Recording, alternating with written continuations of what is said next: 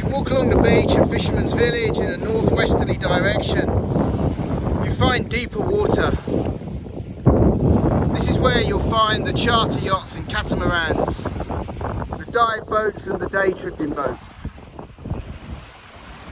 This is also where you can pick up jet skis, kayaks, paddle boards, and yesterday I saw people water skiing and paragliding. There really is something for everyone and of all ages here at Fisherman's Village. Thrill seekers or laid back explorers.